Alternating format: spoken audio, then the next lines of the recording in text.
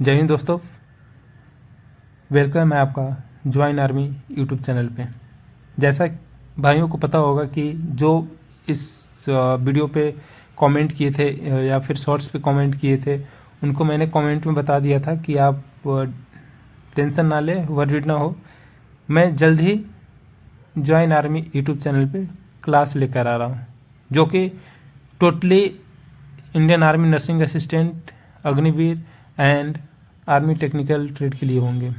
ठीक है, तो जैसा कि आप सभी का बेसब्री से इंतज़ार था, वो आ गया है। आज का इस चैनल का फर्स्ट वीडियो है जो कि मैं लेकर आया हूँ आर्मी नर्सिंग असिस्टेंट का। जो पूछे गए थे पुराने काफ़ी एग्जाम में पूछे गए क्वेश्चन है, वो 20 क्वेश्चन मैं लेकर आ गया हूँ। और ये क्वेश्चन जो 20 क्वेश्चन मैंने मेंशन किया हूँ, ये क्वेश्चन बार बार आते हैं। ठीक है, तो इसलिए मैं लेकर आया हूँ। तो जो भी न्यू व्यूवर हैं, मेरे चैनल पर न्यू आ रहे हैं इस वीडियो के थ्रू, तो रिक्वेस्ट रहेगा कि आप एक सब्सक्राइब कर दो और वीडियो को लाइक कर दो, ताकि नेक्स्ट वीडियो जो आएंगे वो काफ़ी इम्पोर्टेंट होंगे सभी के लिए, सभी व्यूअर के लिए। तो फर्स्ट में आपके पास नोटिफिकेशन जाए नेक्स्ट वीडियो का, इसीलिए। और काफ़ी इंजॉयफुल आप क्लास कर सकते हैं यहाँ पे। और इस क्वेश्चन, जैसा कि मैं इस वीडियो में मैं बताऊंगा कि जैसे कि फर्स्ट क्वेश्चन है, कोशिका की खोज किसने की थी। तो इसके रिलेटेड जितने भी आर्मी में क्वेश्चन आते हैं, जैसे कि किसने किया, कब किया, कैसे किया, इसके रिलेटेड जितने भी आर्मी नर्सिंग असिस्टेंट या फिर आर्मी अग्निवीर या फिर आर्मी क्लर्क, SKT, जो भी क्वेश्चन आते हैं, या फिर नरी हो, जितने भी क्वेश्चन अराउंड में आएंगे सारे कवर मैं करूँगा। तो आई होप आपने चैनल को सब्सक्राइब कर दिया। अगर नहीं भी किया हो तो जल्दी से सब्सक्राइब करें, और फिर हम लोग वीडियो कंटिन्यू करते हैं। तो चलिए, आज का इस वीडियो फर्स्ट है और फर्स्ट क्वेश्चन की ओर हम लोग चलते हैं। तो फर्स्ट क्वेश्चन क्या है, कोशिका की खोज किसने की थी। जो हिंदी वाले हैं या फिर इंग्लिश जानते हैं, वो अच्छे से समझ सकते हैं। Who is the discover the cell. तो ये फर्स्ट क्वेश्चन था, क्या था कि कोशिका की खोज किसने की थी। तो आंसर में क्या है, कोशिका की खोज रॉबर्ट हुक्स ने किया था। जैसा कि आप देख सकते हैं, क्वेश्चन का फर्स्ट आंसर है ऑप्शन ए कि रॉबर्ट हुक ने किया था। तो ये कोशिका की खोज इन्होंने किया था। और क्वेश्चन ये भी आते हैं कि कब किया था। अगर किसी भाई को पता है तो बता सकते हो कब किया था।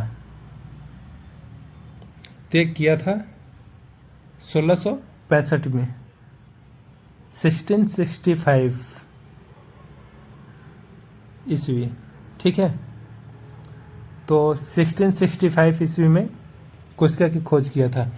और किस पे किया था, जैसे हुआ कि कोशिका की खोज तो उन्होंने किया, लेकिन कब किया था, तो 1665 हो गया। किस पे किया था, तो ये था एक कोर्क, CORK, कोर्क पेड़ की छाल था, उस पे किया था। ठीक है, तो ये है। तो आपके लिए 3 क्वेश्चन हो गए इससे। जैसे कोशिका की खोज किसने किया था, तो ये रॉबर्ट हुक ने किया था। और कब किया था, तो 1665 ईस्वी में किया था। किस पे किया था, तो कोर्क की जो पेड़ होती है उसकी छाल पे किया था। ठीक है, तो आपके लिए ये 3 क्वेश्चन हो गए इस एक क्वेश्चन से। तो ऐसे मैं सारे क्वेश्चन को रिवीजन भी करवाऊंगा, और इस क्वेश्चन का राउंड कितने क्वेश्चन आते हैं ये भी मैं कवर करूंगा। तो चलिए फिर नेक्स्ट क्वेश्चन की ओर चलते हैं। तो नेक्स्ट क्वेश्चन है, मानव शरीर में सबसे बड़ी ग्रंथि कौन सी है, यानी ग्लैंड। आपने पढ़ा होगा which is the largest gland in human body. तो आप सभी को पता होगा, अगर नहीं भी पता हो तो पता होना चाहिए कि सबसे बड़ा जो ग्लैंड है, ग्रंथि है, वो लीवर है। हाँ भाई, मैं एक रिक्वेस्ट करूँगा कि सभी भाइयों अपना कमेंट में लिखेंगे कितने क्वेश्चन आपको आती है, कितने क्वेश्चन आपने सही किया है। ठीक है, ये बताना है आपको। तो फिर मानव शरीर की सबसे बड़ी ग्रंथि कौन सी है, तो ये लीवर हो गया। तो फिर इससे क्वेश्चन आ सकते हैं कि जैसे कि बाइल जूस कौन बनाता है, ये भी क्वेश्चन आते हैं। बाइल जूस, बाइल जूस कौन बनाता है? तो बाइल जूस पता होगा आपको कि बाइल जूस भी लीवर में ही बनते हैं, लीवर में ही बनते हैं बाइल जूस, ठीक है, लीवर में बनते हैं। और फिर नेक्स्ट क्वेश्चन इससे और आ सकता है कि जो बाइल जूस का स्टोरेज होता है वो कहाँ पे होता है? ये भी वीवीआईपी क्वेश्चन है कि बाइल जूस का स्टोरेज कहाँ पे होता है, ठीक है। तो बाइल जूस का स्टोरेज होता है गॉल ब्लाडर में, ठीक है। तो पता होना चाहिए आपको कि बाइल जूस का स्टोरेज आपको गॉल ब्लाडर में होता है, ठीक है। जैसा कि मैं लिख देता हूँ, गॉल ब्लाडर,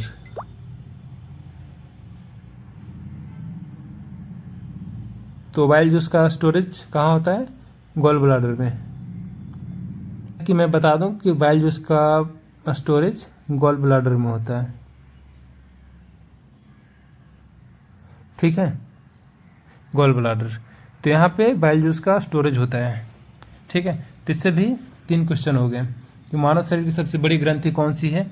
तो आपको हो गया आंसर कि लीवर, जो यकृत हिंदी में बोलते हैं।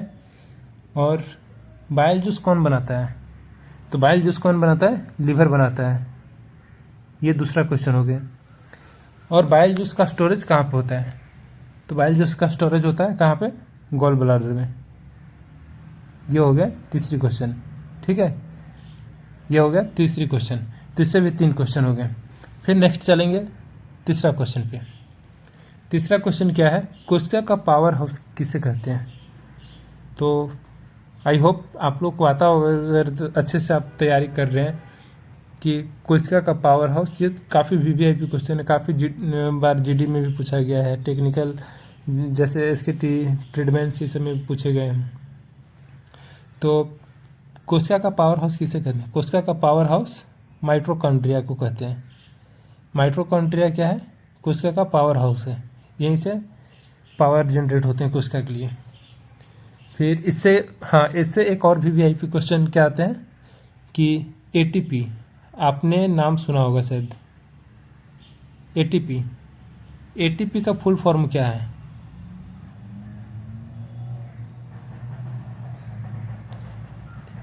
एटीपी का फुल फॉर्म क्या है पता होना चाहिए आपको, क्योंकि ये भी वीआईपी क्वेश्चन है। एटीपी का फुल फॉर्म क्या होता है? या नीचे मैं लिख देता हूँ, एडेनोसिन ट्राई फॉस्फेट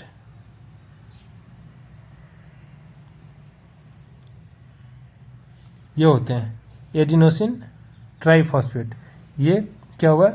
एटीपी का फुल फॉर्म हुआ, ठीक है। तो ये भी काफ़ी वीवीआईपी क्वेश्चन है, ठीक है। और इसको एटीपी जो ये है, एटीपी को हम लोग बोलते हैं energy currency of cell, energy currency of cell, energy currency of cell, ठीक है, ये है। तो ये इससे भी 3 क्वेश्चन हो गए कि कोशिका का पावर हाउस किसे कहते हैं? माइटोकॉन्ड्रिया कहते हैं। और एटीपी का फुल फॉर्म क्या है? तो ये है एटीपी का फुल फॉर्म, इसे कहते हैं एडिनोसिन ट्राईफॉस्फेट, ठीक है। और energy currency of the cell भी एटीपी को कहते हैं, ठीक है। तो ये 3-4 क्वेश्चन हो गए इससे भी। तो वैसे ही हम लोग कवर करते जाएंगे सारे क्वेश्चन को, और उसके रिलेटेड जितने भी क्वेश्चन आते हैं वो। तो आई रिक्वेस्ट रहेगा कि आप पेपर या फिर नोटबुक और पेन लेकर ही बैठे, ताकि आप नोट कर सकें, या तो फिर बाद में आप इस क्वेश्चन को देख सकते हो, इस वीडियो को देख सकते हो, ठीक है। तो फिर चौथा क्वेश्चन है क्या? मानव हृदय में कितने कक्ष होते हैं, यानी कितने चैम्बर होते हैं? जो how many chambers are there in human heart? Human heart में तो आपको सबको पता होगा, जैसे जनरली सभी को पता होता है कि 4 चैम्बर होते हैं, ठीक है। कितने होते हैं? 4 चैम्बर। तो ये भी क्वेश्चन जीडी के लिए है, इतना इजी तो नर्सिंग असिस्टेंट में नहीं आते हैं, लेकिन कभी कभी कोई पेपर में पूछा गया, इसीलिए मैंने लाया हूँ, ठीक है। तो 4 चैम्बर होते हैं। तो इसमें ये पूछ देता है, जैसे तो इजी क्वेश्चन है, इसमें ये भी पूछता है कि जो राइट साइड हार्ट होता है वो कौन सा ब्लड का मतलब पंप करता है। जैसे जो यहाँ पे सपोज दैट मैं जैसे फिगर बनाते हैं वो तो एग्जैक्ट नहीं बना पाऊँगा, लेकिन जैसा हर्ट क्या होता है, हर्ट का ऑलमोस्ट ये हो गया, ऐसा ही कुछ होता है, ठीक है, ऐसा होता है हर्ट सपोज दैट, लेकिन ऐसा ही होता है। ये जो दिल बनाते हैं ना, ये ऐसा नहीं होता है हर्ट, ठीक है, ये आप बेवकूफ़ बनाने वाली है, ठीक है, तो ऐसा नहीं होता है हर्ट। तो हर्ट कैसा होता है, ऑलमोस्ट आप गूगल में सर्च कर सकते हो, ऐसा होता है। तो इसका जो ये हर्ट होता है, तो इसमें क्वेश्चन आते हैं कि राइट साइड जो हर्ट होता है, हर्ट का राइट साइड वो कौन सा ब्लड का ये करता है, पंप करता है। तो आपको पता होना चाहिए, ये जो राइट साइड होते हैं ये यहाँ पे होता है एसी नोड, ठीक है, यहाँ पे होता है एसी नोड, एसी नोड ही पंप करता है। तो ब्लड जाकर जो डीऑक्सीजनेटेड ब्लड होते हैं वो यहाँ पे जाकर पंप करके और लंग्स में जाते हैं, लंग्स से फिर फिल्टर होकर फिर इसमें आते हैं लेफ्ट साइड में, ठीक है, तो ऐसा होता है। तो ये क्वेश्चन आते हैं कि कौन हार्ट का किस साइड से डीऑक्सीजनेटेड ब्लड का पंप होता है, तो क्या है, राइट साइड, ठीक है, ये राइट साइड हुआ। जैसा ये तो आप लोग का उल्टा होगा, तो राइट साइड हुआ। फिर आता है कि लेफ्ट साइड जो होता है हार्ट, वो किस ब्लड का पंप करता है। तो यहाँ पे डीऑक्सीजनेटेड ब्लड हो रहा है, सपोज दैट यहाँ पे डीऑक्सीजनेटेड हो रहा है, डीऑक्सीजनेटेड, यहाँ पे डीऑक्सीजनेटेड ब्लड का फिल्टर पंप हो रहा है। तो यहाँ पे क्या हो गया, ऑक्सीजनेटेड होगा, ऑक्सीजनेटेड, स्क्रीन छोटा है थोड़ा सा, आप समझ सकते हैं, ऑक्सीजनेटेड ब्लड का पंप होता है। और यहाँ से फिर जो यहाँ से डीऑक्सीजनेटेड ब्लड गया फिर लंग्स में जाता है, लंग्स से फिर फिल्टर होकर यहाँ पे आते हैं, कलर चेंज कर देता हूँ, फिर लंग्स में गया तो लंग्स से फिल्टर होकर यहाँ पे आया, ठीक है, लेफ्ट एट्रियम में।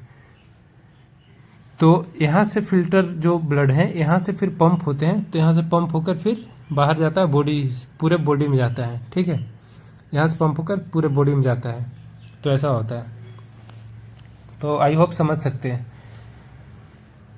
फिर इससे इसको मैं मिटा देता हूँ, ठीक है।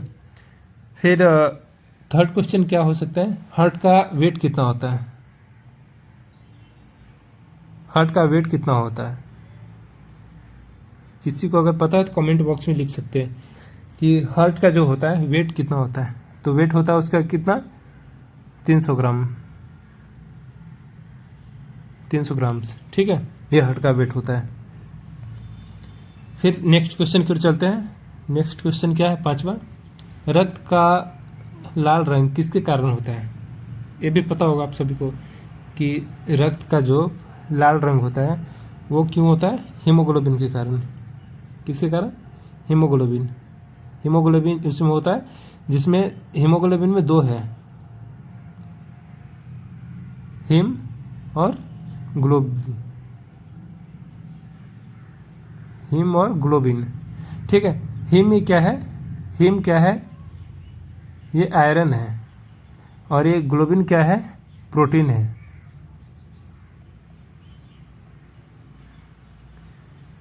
तो सॉरी आयरन, तो ये हीम क्या है, हीम आयरन है, और ग्लोबिन क्या है, ये ग्लोबिन प्रोटीन है, ठीक है। तो ऐसा होता है। तो ये दो चीज़ों से मिलकर बनना होता है, हीम और ग्लोबिन, ठीक है। तो इसको क्या बोलते हैं, लाल रंग, जो रक्त का लाल रंग होता है, ब्लड का कलर होता है, वो हीमोग्लोबिन के कारण होता है। तो ये क्वेश्चन हो गया। फिर इसमें नेक्स्ट क्वेश्चन क्या हो सकता है, नेक्स्ट क्वेश्चन ये हो सकते हैं कि जैसे कि एक सेकेंड, हाँ, कि ऑक्सीजन का कैरियर कौन है। ऑक्सीजन पता है आपको कि ऑक्सीजन को कैरी कैसे होता है, हीमोग्लोबिन के कारण। हीमोग्लोबिन के कारण क्या होता है, ऑक्सीजन का कैरी होता है। क्योंकि ऑक्सीजन हीमोग्लोबिन जब भी उसका ऑक्सीजन का ब्लड का जो मॉलिक्यूल्स होते हैं उससे अटैच होकर और ऑक्सीजन के कैरी होते हैं, ठीक है, तो ऐसा होता है। तो थर्ड क्वेश्चन, सेकंड क्वेश्चन क्या हो सकता है, ऑक्सीजन का कैरियर। एक्शन मैं इस पर क्लिक कर लेता हूँ। ऑक्सीजन का कैरियर,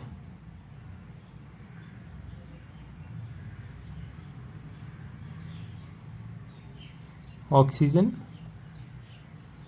का कैरियर,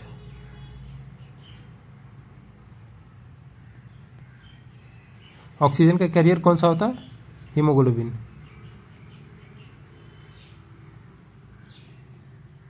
हीमोग्लोबिन, ठीक है। तो ये सेकंड क्वेश्चन, ये थर्ड क्वेश्चन हो गया। फिर इससे और कोई क्वेश्चन बन सकते हैं। हाँ, एक और क्वेश्चन ये बनता है कि जैसे कि एनीमिया किसकी कमी से होती है। ये भी काफ़ी वीआईपी क्वेश्चन है।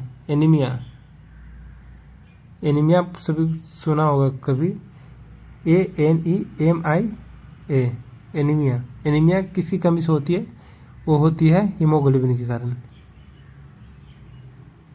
हीमोग्लोबिन,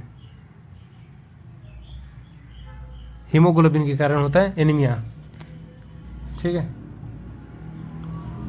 फिर इससे तो इतना ही बनेंगे। फिर नेक्स्ट क्वेश्चन की तरफ चलते हैं, ठीक है। तो नेक्स्ट क्वेश्चन क्या है, मानव शरीर में इंसुलिन हार्मोन कौन सी ग्रंथि बनाती है। तो आप सभी को पता होगा कि मानव शरीर में इंसुलिन हार्मोन पैंक्रियाज बनाती है, ठीक है। मानव शरीर में इंसुलिन हार्मोन जो होता है वो कौन सी ग्रंथि बनाती है, तो पैंक्रियाज है, ठीक। तो ये हो गया फर्स्ट क्वेश्चन। दूसरा क्वेश्चन और क्या बन सकता है कि इंसुलिन ब्लड में क्या कंट्रोल करता है। इंसुलिन जो होता है ब्लड में क्या कंट्रोल करता है।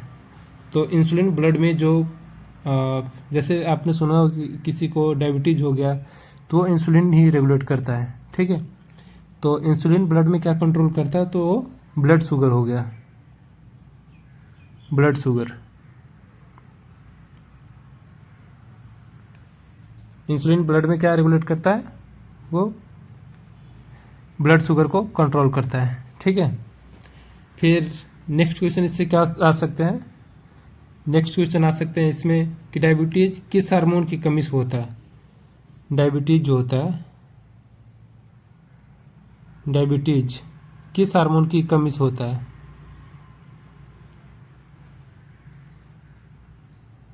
सॉरी, डायबिटीज किस हार्मोन की कमी से होता है।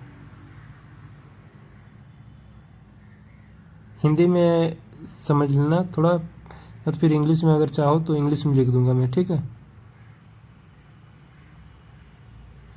की कमी से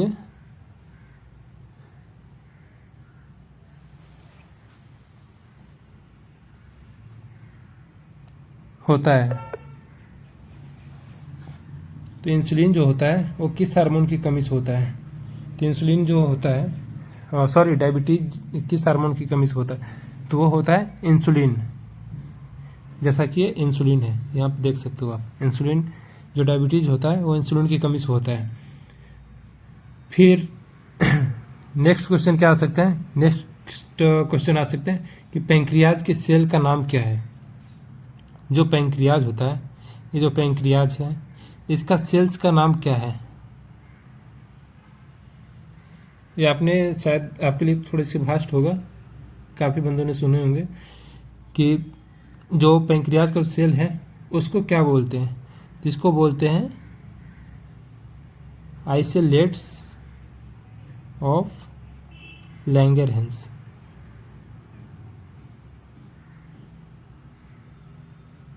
ये पैंक्रियाज का सेल का नाम है, ठीक है।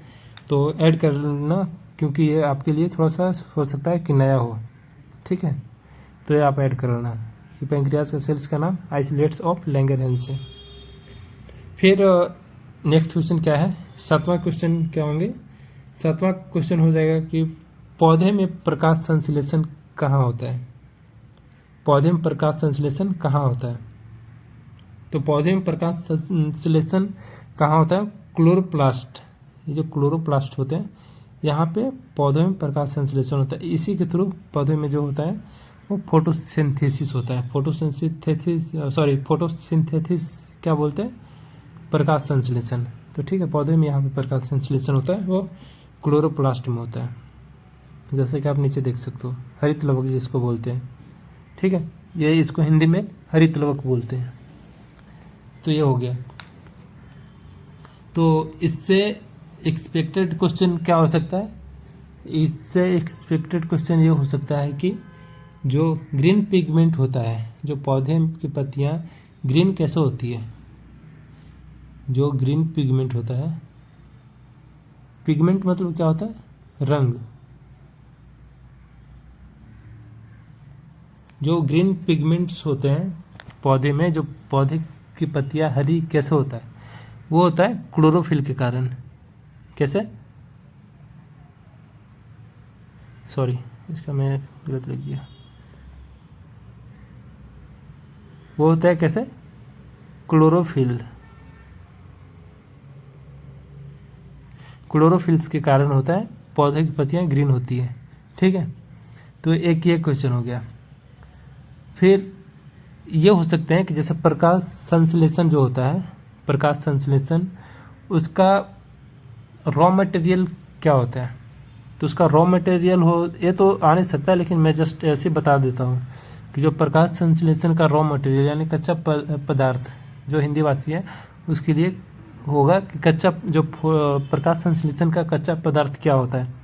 तो वो होता है क्या? CO2, carbon dioxide plus water. ये उसका रॉ मटेरियल है, जो प्रकाश संश्लेषण फोटोसिंथेसिस होता है उसका। ठीक है, ये है। फिर उसमें नेक्स्ट क्वेश्चन यह आ सकता है कि जो फोटोसिंथेसिस होता है, जो प्रकाश संश्लेषण, उसका बाई प्रोडक्ट क्या बनता है? तो जैसे कि आप सभी जानते होंगे कि पेड़ जो है, पेड़, ये मान लो कि सपोज एक पेड़ है, तो ये क्या होता है कि जो हम लोग जो क्या छोड़ते हैं, हम लोग छोड़ते हैं, मान ली कि ये आदमी है, ठीक है, ये क्या छोड़ रहा है? ये छोड़ता है CO2 और ले क्या रहा है? इसको मिटा देता हूँ ना तो आप कंफ्यूज हो जाएंगे। जैसे हाँ, यहाँ पे जैसे ये पेड़ हो गया, ठीक है, ये ह्यूमन हो गया, समझो कि हम लोग हैं, ठीक है। तो ये क्या ले रहा है? ये ले रहा है O2 यानी कि ऑक्सीजन, और ये छोड़ क्या रहा है? छोड़ता क्या है? ये CO2, ठीक है। और यही जो CO2 होता है ये पेड़ लेता है। कलर चेंज कर देता हूँ। यही जो CO2 है ये पेड़ लेता है और वो ऑक्सीजन छोड़ता है जो हम लोग लेते हैं, ठीक है। तो ऐसे होता है। तो जो मैं क्वेश्चन क्या बता रहा था कि बाई प्रोडक्ट क्या बनता है, यानी जो फोटोसिंथेसिस होता है, प्रकाश संश्लेषण होता है, उसका बाई प्रोडक्ट यानी कि एंड पॉइंट क्या होता है? एंड पॉइंट क्या होगा कि वो ऑक्सीजन ही छोड़ हो रहा है ना, जैसे प्रकाश संश्लेषण हो रहा है इसमें, ये CO2 के लिए ये छोड़ दिया, जैसे सांस लिया और सांस छोड़ दिया, ये सांस छोड़ा उसने, तो इसके लिए क्या होंगे? इसके लिए होगा बाई प्रोडक्ट हो जाएगा ऑक्सीजन, ऑक्सीजन O2, ठीक है। ये बाई प्रोडक्ट हो गया। तो ये होता है। तो फिर नेक्स्ट क्वेश्चन क्या आएंगे? एक सेकंड, मैं कर्सर को यूज कर ले। हाँ, फिर ये हो गया। तो ये सारे क्वेश्चन हो गए। फिर नेक्स्ट क्वेश्चन आएंगे हम 8 नंबर क्वेश्चन। मानव शरीर की सबसे लंबी हड्डी कौन सी है? मानव शरीर की सबसे लंबी हड्डी, ये काफ़ी, जो इस सब का सारे क्वेश्चन मैं कवर कर रहा हूँ, ये काफ़ी VVIP क्वेश्चन है। सारे क्वेश्चन प्रीवियस ईयर में पूछे हुए हैं, ठीक है, ये मैं लेकर आया हूँ। तो 8वां क्वेश्चन है, मानव शरीर की सबसे लंबी हड्डी कौन सी है? तो आप सभी को पता होना चाहिए कि मानव शरीर की सबसे लंबी हड्डी फीमर होती है। क्या होता है? फीमर, जो आपके पैर में होती है, ठीक है। तो सबसे लंबी हड्डी होती है फीमर, और सबसे छोटी होती है सबसे छोटी हड्डी होती है वह स्टेपिज होते हैं। क्या? स्टेपिज, STAPES, स्टेपिज हुआ सबसे छोटी हड्डी हुआ। ठीक है, सबसे छोटी हड्डी क्या हो गए? स्टेपिज हो गए। और वेट बियरिंग बोन बोल सकते हैं, जैसे कि वेट सबसे ज़्यादा कंट्रोल करता है वेट बियरिंग बोन, तो वो भी होंगे फीमर ही होंगे, जो वेट को ज़्यादा ये करता है। ठीक है, और फीमर कहाँ पे होती है? तो ये थाई में होती है, थाई की जो हड्डी होती है फीमर होती है। और इसमें और क्वेश्चन क्या हो सकते हैं कि सबसे स्ट्रॉन्गेस्ट बोन,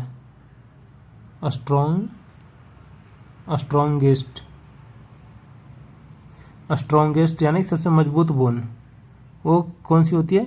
जबड़े का, जबड़े यानी जॉ का जो बोन होता है सबसे स्ट्रॉन्गेस्ट बोन होता है। ठीक है, तो ये हो गया। और सबसे छोटी क्या होता है? स्टेपिज होते हैं। तो स्टेपिज कहाँ पे पाए जाते हैं? ये कान में पाए जाते हैं स्टेपिज। ठीक है, जो कि 1 पेयर में होते हैं। तो ये सारे क्वेश्चन बन गए इससे। फिर नेक्स्ट क्वेश्चन चलते हैं। नेक्स्ट क्वेश्चन क्या है कि विटामिन सी की कमी से कौन सा रोग होता है? कि विटामिन सी की कमी से कौन सा रोग होता है? वो होता है स्कर्वी। स्कर्वी होता है विटामिन सी के कमी से। फिर रिकेट्स होता है विटामिन डी की कमी से। ठीक है, ये विटामिन सी हो गया, ये विटामिन डी हो गया, नाइट ब्लाइंडनेस जो कि रतौंधी बोलते हैं हिंदी में, ये हो गया विटामिन ए की कमी से। ठीक है, और बेरी बेरी भी ये क्या है? आई का भी है, ये क्या है? आई का।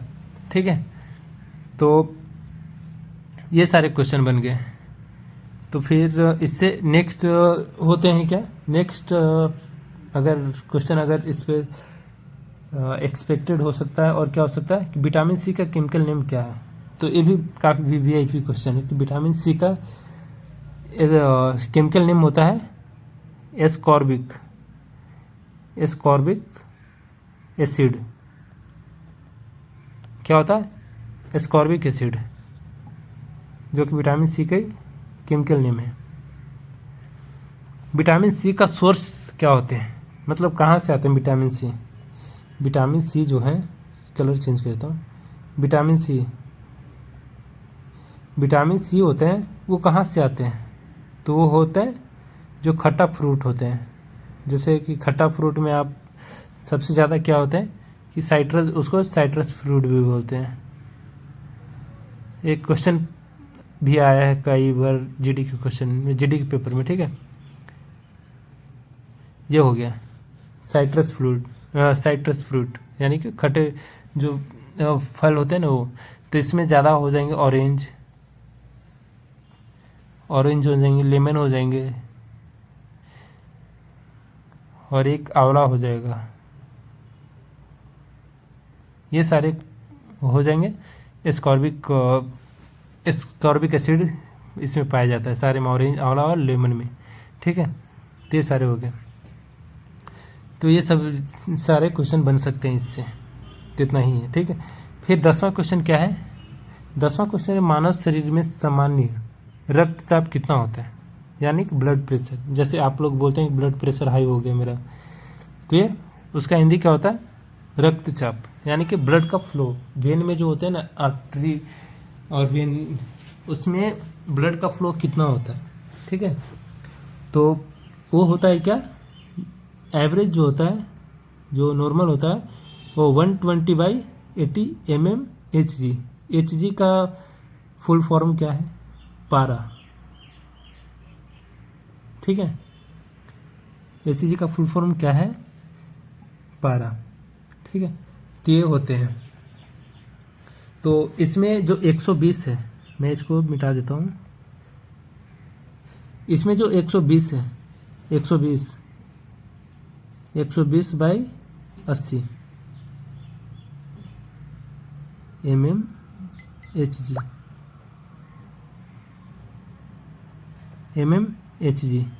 तो इसमें 120 कभी पूछ देगा कि इसमें सिस्टोलिक और डायस्टोलिक होता है, इसमें होगा कि 120 और 80 ये क्या क्या होते हैं।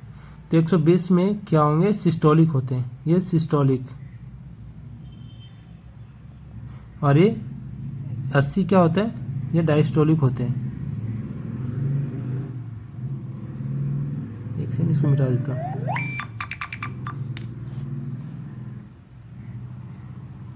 ये डायस्टोलिक होते हैं, जैसे कि 120 और 80 ये सिस्टोलिक हो गए और ये डायस्टोलिक होते हैं। तो ये क्वेश्चन आ सकते हैं, ठीक है। इसमें सिस्टोलिक और डायस्टोलिक कौन हो सकते हैं, तो ये क्वेश्चन आ सकते हैं, ठीक है। और बाकी तो आपको पता होगा कि जैसे कि 120 है, 120/80,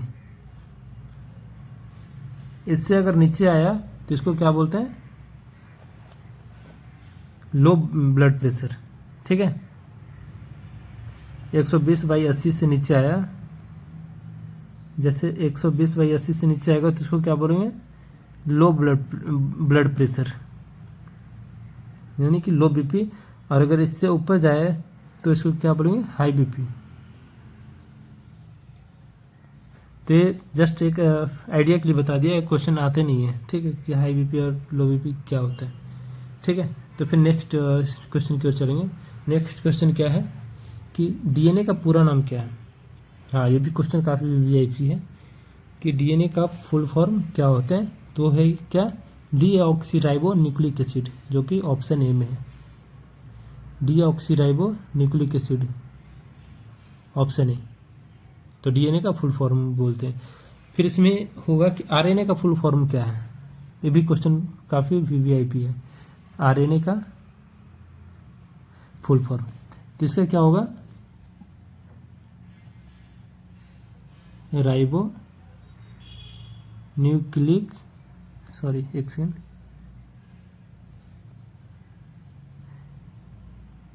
राइबो न्यूक्लिक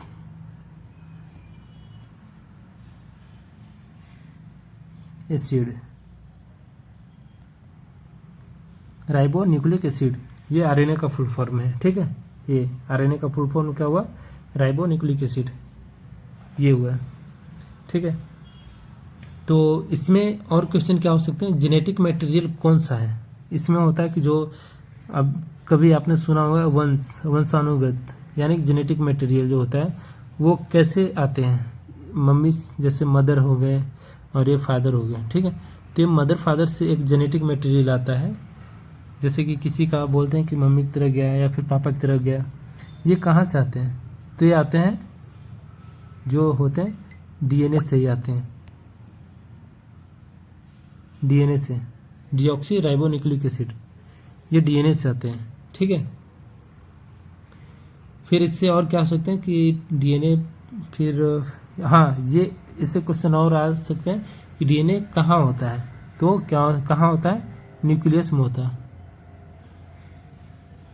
न्यूक्लियस में होता है डीएनए, ये कहाँ पर होता है, न्यूक्लियस में होता है डीएनए।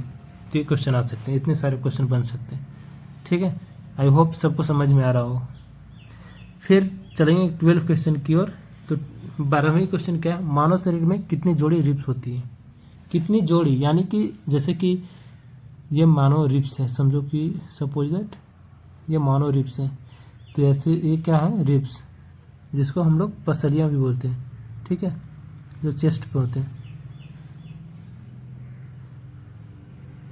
ये क्लेविकल होते हैं, जो ऊपर में होता है क्लेविकल होते हैं, इसी को ब्यूटी बोन बोलते हैं, ब्यूटी बोन, ठीक है, इसको ब्यूटी बोन बोलते हैं। अब एक क्लेविकल है। तो पूछ रहा है क्या कि मानव शरीर में कितनी जोड़ी रिब्स होते हैं।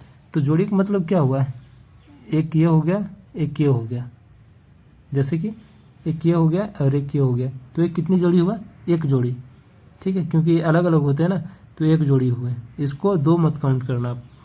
तो पूछ रहा है कि कितने जोड़ी रिब्स होते हैं, तो रिब्स कितने होते हैं, 12 पेयर में होते हैं, ठीक है, कितने जोड़ी रिब्स होते हैं, वो 12 पेयर में होते हैं। फिर ये पूछता है कि ट्रू रिब्स कितनी होती हैं। ट्रू यानी कि सच्चा, ट्रू रिब्स। ये एक्चुअली आएगा नहीं, जब आप नर्सिंग असिस्टेंट में भर्ती हो जाएंगे तो वहाँ पे आपको पढ़ाया जाएगा कि true ribs, false ribs, false ribs, and एक होता है फ्लोटिंग रिब्स, फ्लोटिंग रिब्स।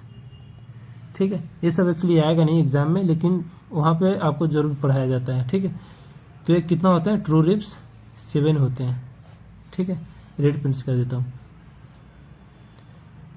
ये कितने होते हैं, ट्रू रिब्स 7 होते हैं, और ये 5 होते हैं फॉल्स रिब्स। ठीक है, और ये 2 होते हैं फ्लोटिंग रिब्स,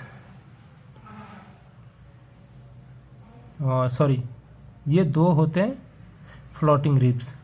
तो फ्लोटिंग रिब्स को हम लोग रिब्स में काउंट नहीं करते हैं, क्योंकि वो होता है क्या है कि फ्लोट करते रहता है, कहीं अटैच नहीं होता है। जैसे ये है ना, जैसे ये रिब्स हो गए, सपोज दैट, इसे मैं बताता हूँ, ये रिब्स हो गए, ये रिब्स हो गए, तो ये एक दूसरे से कनेक्ट होते हैं। ठीक है, जैसे कि बैक साइड से आकर, बैक साइड से आपके आते हैं और यहाँ पे एक दूसरे से अटैच होते हैं।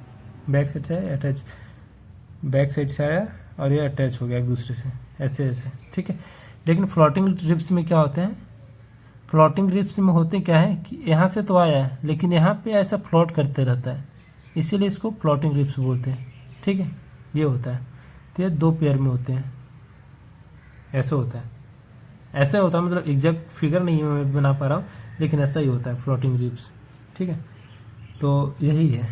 तो ये तो क्वेश्चन में आते नहीं है, बस पूछेंगे कितने रिब्स होते हैं, लेकिन आप याद रखना कि ट्रू कितने होते हैं, फॉल्स कितने होते हैं, और फ्लोटिंग कितने होते हैं। कितना होता है, ट्रू 7, 5 और 2 पेयर में है। ठीक है, ये हो गया। फिर नेक्स्ट क्वेश्चन की ओर चलेंगे कि कौन सी विटामिन रक्त के थक्के के जमने में सहायक होगा। Which vitamin helps in blood clotting. तो कौन सा विटामिन है, वो विटामिन के बोलते हैं। ठीक है, विटामिन के की कमी से क्या होता है, रक्त में थक्का जम जाता है, लेकिन विटामिन के है आपके बॉडी में, तो ब्लड क्लॉटिंग में हेल्प करेगा, नहीं होने देगा, सॉरी अगेंस्ट रहेगा, इसको ब्लड क्लॉट नहीं होने देगा। ठीक है, ये होता है। तो इसके अकॉर्डिंग और क्या क्वेश्चन आ सकते हैं कि विटामिन के की डिफिशियंसी से क्या होता है। जैसे विटामिन के इसको क्या बोल रहा है, ब्लड को थक्का जमने में मदद कर रहा है। अगर यही कम हो जाएगा, यही डाउन हो जाएगा, तो क्या होगा, ये एक्सेस ब्लडिंग होगा, एक्सेस ब्लीडिंग होगा। ठीक है, क्या होगा, एक्सेस ब्लीडिंग, यानी कि ज़्यादा ब्लीडिंग होगा। ओके, या ज़्यादा ब्लीडिंग होगा। फिर इसके अकॉर्डिंग और क्या क्वेश्चन आ सकते हैं, इसके अकॉर्डिंग और आएंगे, जैसे क्लॉटिंग फैक्टर कहाँ बनते हैं। जैसे विटामिन के होता है, वो कहाँ पे बनता है, वो लीवर में बनता है। ठीक है, तो कभी किसी को अगर लीवर की बीमारी हो गई तो उसको ब्लड जैसे कहीं कट गया तो उसका ज़्यादा ब्लीडिंग होने की चांसेस होती है। अगर वो सीवियर मतलब ज़्यादा बीमारी है उसको लीवर की, तो उस पेशेंट को ऐसे देखते हैं, उसका फिर हम लोग बोलते हैं कि चलो विटामिन के लीवर का टेस्ट कराओ, अगर ब्लड नहीं रुक रहा है या फिर ये सब चीज़ें में दिक्कत हो रही है तो लीवर का टेस्ट कराओ, कहीं लीवर में बीमारी तो नहीं है, ये सब होते हैं। ठीक है, तो ये थे 13 क्वेश्चन में। फिर 14 क्वेश्चन की ओर चलते हैं। मानव आँख में किस भाग में प्रकाश प्रवेश करता है, किस भाग में प्रकाश प्रवेश करता है, वो क्या होता है, वो कॉर्निया होता है। कॉर्निया से रिफ्लेक्ट होकर हम लोग देख पाते हैं। ठीक है, तो ये होते हैं। तो इसके लिए तो इतना ही क्वेश्चन काफ़ी है कि कॉर्निया से किस भाग में प्रकाश प्रवेश करता है, तो कॉर्निया है। फिर इसके अगर आसपास देखें तो बता सकते हैं कि इमेज फॉर्मेशन कहाँ होता है। तो इमेज का जो फॉर्मेशन होता है, कॉर्निया से तो लाइट पास हो गया, तो इमेज का फॉर्मेशन कहाँ होता है, इमेज का फॉर्मेशन होता है रेटिना में, इमेज का फॉर्मेशन कहाँ होता है, वो रेटिना में होता है। ठीक है, तो ये क्वेश्चन बन सकते हैं। फिर आज ये भी बन सकता है ऑप्टिक नर्व का फंक्शन क्या है। जो आँख का नर्व होते हैं, ऑप्टिक नर्व, उसका फंक्शन क्या होता है। ऑप्टिक नर्व, इसका फंक्शन क्या होता है। ठीक है, तो इसका फंक्शन क्या होगा, जो सिग्नल जो होते हैं ना ब्रेन तक ले जाता है, कि हम लोग जो चीज़ें देख रहे हैं, अगर हम लोग पढ़ाई कर रहे हैं तो इसका जो ऑप्टिक नर्व का फंक्शन होता है वो ब्रेन तक ले जाते हैं, और ब्रेन से फिर आता है, तो हम लोग को ऐसा फील होता है कि हाँ हम लोग पढ़ाई कर रहे हैं या कुछ चीज़ देख रहे हैं या मूवी देख रहे हैं। ये सब जो चीज़ें होती है ब्रेन का जो सिग्नल होता है उसके थ्रू होता है। ठीक है, वो काम क्या करता है, वो ऑप्टिक नर्व करता है। ठीक है, ऑप्टिक नर्व करता है, तो ये होता है। तो इससे तो इतना ही है। फिर 15 क्वेश्चन देखेंगे कि पौधों में जल का परिवहन किस ऊतक द्वारा होता है, यानी which tissue transport water in plants. मतलब पौधे का कौन सा टिश्यू जो वाटर का ट्रांसपोर्ट करता है। ठीक है, वो क्या होगा, जाइलम। आपने तो नाम सुना ही होगा, जाइलम एंड फ्लोएम। ठीक है, तो ये क्या होता है, जाइलम जो होता है जो वाटर का ट्रांसपोर्ट करता है। ठीक है, वाटर का ट्रांसपोर्ट कौन करता है, जाइलम। और ये जो फ्लोएम जो होता है वो क्या होता है, एक फ्लोएम होता है, इसको इससे रेड से करता हूँ। ठीक है, जाइलम तो हो गया जो वाटर का ट्रांसपोर्ट करता है, एक होता है फ्लोएम, आप यहाँ पे देख सकते हो, ये फ्लोएम हो गया। ये फ्लोएम क्या करता है, ये फूड का ट्रांसपोर्ट करता है। ये अगर जल का करेगा, बोलता है कि ये जल का तुम करोगे, वाटर का करोगे, तो मैं फूड का करूँगा। ठीक है, इसको इस कलर से करता हूँ, ये होता है फूड का ट्रांसपोर्ट। ठीक है, फ्लोएम क्या करता है, फूड का ट्रांसपोर्ट करता है, ये होता है। फिर इसके और क्या हो सकते हैं, इससे और क्या क्वेश्चन बन सकते हैं। हाँ, ये क्वेश्चन बन सकते हैं कि जाइलम, जो इसको मिटा देता हूँ मैं, जो ये जाइलम और फ्लोएम होते हैं उसका डायरेक्शन कैसे होता है।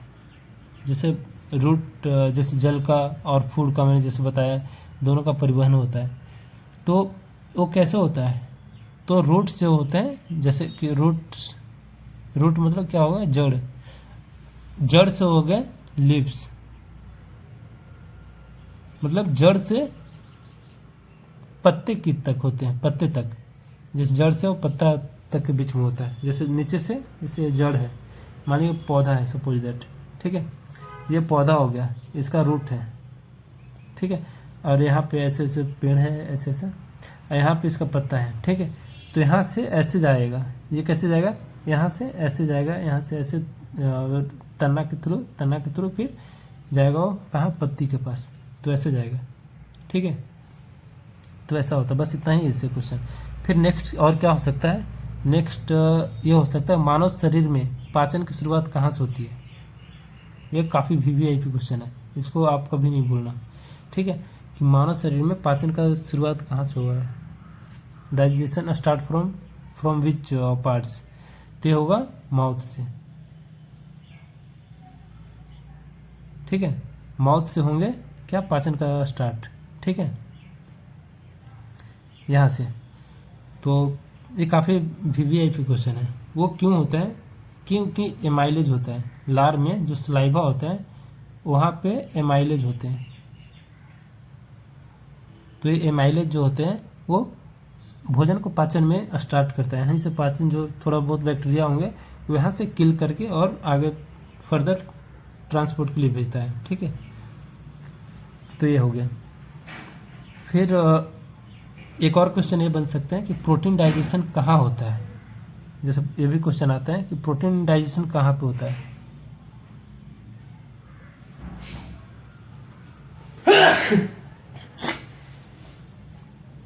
जैसे प्रोटीन का डाइजेशन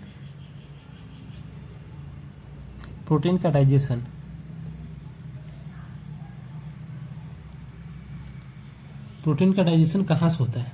वो प्रोटीन का डाइजेशन होता है स्टमच यानी पेट से। एक भी क्वेश्चन आते हैं कि प्रोटीन का डाइजेशन कहाँ से होता है, वो स्टमच से होता है। ठीक है, तो ये हो गया। फिर 17 क्वेश्चन चलेंगे। 17 क्वेश्चन क्या है, आरबीसी का जीवन काल कितना होता है? आरबीसी का जो देखो, सब आरबीसी का तो सबका अलग होता है, थोड़ा बहुत मतलब वेरी करता है, लेकिन जो एवरेज हम लोग मानते हैं वो 120 दिन होता है। ठीक है, तो आरबीसी का जीवन काल क्या होता है, लाइफ स्पैन 120 डेज। ठीक है, ऐसा होता है। तो जो उसके बाद क्या होता है, आरबीसी मर जाते हैं, डिस्ट्रॉय हो जाते हैं। तो डिस्ट्रॉय होकर कहाँ जाते हैं, जैसे मर गए, डिस्ट्रॉय हो गए, डिस्ट्रॉय हो गए, तो डिस्ट्रॉय होकर वो कहाँ जाकर इकट्ठा होते हैं, वो होते हैं स्प्लीन में, जो कि आप पढ़े होंगे, कर्व ग्रीफ भी बोलते हैं इसको। ठीक है, स्प्लीन को इसीलिए बोलते हैं कि वहाँ पे आरबीसी जाकर डिस्ट्रॉय हो जाते हैं सारे के। फिर जैसा पहले ही बताया था कि आरबीसी का जो होता है, आरबीसी यानी रेड ब्लड सेल, उसका फंक्शन क्या होता है, वो ऑक्सीजन का ट्रांसपोर्ट करता है, ऑक्सीजन का ट्रांसपोर्ट करता है। ठीक है, यानी ऑक्सीजन का परिवहन करता है। ठीक है, इतना ही है इससे। फिर नेक्स्ट क्वेश्चन चलेंगे, मानव शरीर में सबसे छोटी हड्डी कौन सी है? जैसा कि मैंने बताया था पिछले क्वेश्चन में, स्टेपिज। क्योंकि मैंने इसलिए बताया था क्यों, जैसा कि एक क्वेश्चन आ गया, तो मैंने पिछले ही बताया था कि जो भी रिलेटेड उसके क्वेश्चन रहेंगे वो मैं बताते चलूँगा आपको, ताकि आपको कवर होता रहेगा। तो इसमें एक मैच कर गया ना, तो बिल्कुल ध्यान से आप लोग पढ़ना, जो साइड में क्वेश्चन में बता रहा हूँ उसके लिए भी, कि सबसे छोटी हड्डी जो होते हैं मानव शरीर का, वो कौन सा होते हैं, तो है स्टेपिज। ठीक है, जो कि मिडल ईयर में होता है। मैंने बोला था उस टाइम कि ईयर में होते हैं, वो कहाँ पे होते हैं, मिडल ईयर में, मिडल ईयर, मिडल ईयर में होते हैं। ठीक है, तो मिडिल ईयर में कौन कौन सी बोन होते हैं, मिडिल ईयर में कौन कौन से बोन होते हैं, वो है 3 बोन, जैसा कि मैलियस, ये मैलियस हो गया, इंडिकस, सॉरी इनकस, और एक होता है स्टेपिज। तो ये स्टेपिज ही सबसे छोटी हड्डी होती है। ठीक है, मानव शरीर का। तो ये हो गया। फिर 19 क्वेश्चन की ओर चलेंगे। 19वां क्वेश्चन क्या है, किस अंग को शरीर का केमिकल फैक्ट्री कहा जाता है? मैंने पहले ही बताया था कि लीवर जो होता है उसको केमिकल फैक्ट्री भी बोलते हैं। ठीक है, तो मैंने बताया था पहले ही कि सारे क्वेश्चन को ऑल ओवर अराउंड में जो क्वेश्चन आएंगे उसको कवर करूँगा। तो इसमें है कि किस शरीर के किस अंग को केमिकल फैक्ट्री कहा जाता है? ठीक है, वो है लीवर। लीवर को क्या बोलेंगे? Chemical factory. ठीक है, तो इससे और क्या क्वेश्चन हो सकता है कि डिटॉक्सिफिकेशन यानी सफाईकरण, आमतौर पर बोल सकते हैं आप डिटॉक्सिफिकेशन, यानी कि सफाई, डिटॉक्सिफिकेशन का काम कौन करता है? तो वो करता है लीवर करता है, डिटॉक्सिफिकेशन। थोड़ी हैंड राइटिंग सही नहीं है मेरा, तो आप समझ सकते हो। डिटॉक्सिफिकेशन, डिटॉक्सिफिकेशन का काम क्या करता है, कौन करता है? लीवर करता है। और ग्लाइकोजन को भी स्टोर करता है, जो storage of glycogen, storage of glycogen, GLYCOGEN। ये ग्लाइकोजन का काम क्या है? ग्लाइकोजन का काम क्या है? जब भी हमारे बॉडी में शुगर की कमी होती है, शुगर की कमी होती है यानी कम हो जाता है, तो ग्लाइकोजन टूटकर हमारे बॉडी में आता है और ग्लूकोज बन जाता है और हमारी बॉडी को एनर्जी प्रदान करते हैं। ठीक है, इसीलिए ग्लाइकोजन को स्टोरेज होता है लीवर में। ठीक है, ये 19 क्वेश्चन है। फिर लास्ट क्वेश्चन ये है, लास्ट क्वेश्चन VVIP है, WBC का मुख्य कार्य क्या है? तो आप लोग पढ़े होंगे कि फाइटिंग इन्फेक्शन, जो इन्फेक्शन होता है हमारे बॉडी में, उससे क्या करता है? वो फाइट करता है। ताकि हमारी बॉडी को सुरक्षा प्रदान हो सके, तो ये करता है। और एक इससे क्वेश्चन एक और बनता है कि जो इम्यूनिटी आप जानते हो ना, प्रतिरक्षा प्रणाली, इम्यूनिटी जो होता है कौन देता है? इम्यूनिटी कौन देता है? ठीक है, तो इम्यूनिटी कौन देता है? इम्यूनिटी कौन देता है? तो वो होता है WBC। ठीक है, वाइट ब्लड सेल जो बॉडी को इम्यूनिटी देता है। फिर इससे और क्वेश्चन क्या हो सकता है, एंटीबायोटिक कौन बनाता है? एंटीबायोटिक जो काम करता है वो कौन बनाता है? Antibiotic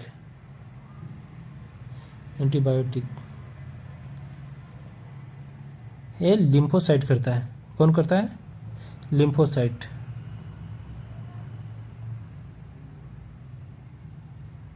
lymphocytes. ठीक है, ये हो गए। फिर इससे और नेक्स्ट क्वेश्चन क्या आ सकते हैं? हाँ, इससे नेक्स्ट क्वेश्चन ये आ सकते हैं कि जो WBC का जो नॉर्मल काउंट कितना होता है, वो WBC, पेन चेंज कर लेता हूँ, WBC का नॉर्मल काउंट। ठीक है, WBC का नॉर्मल काउंट कितना होता है? 4000 से 11000। कितना होता है? 4000 से 11000 पर mmQ। ठीक है, इतना होते हैं। तो ये सारे क्वेश्चन थे और आई होप आप सभी लोगों ने अच्छे से समझा होगा। अगर वीडियो अच्छी लगे तो लाइक करें और चैनल को सब्सक्राइब करें। फिर मिलते हैं कल सेम टॉपिक या फिर सेम आर्मी नर्सिंग असिस्टेंट के लिए क्वेश्चन लेकर आऊँगा, सेम ट्रेड के लिए। तो आई होप आप सभी को अच्छा लगा। आज के लिए इतना ही, फिर मिलते हैं कल। ठीक है, जय हिंद, जय भारत।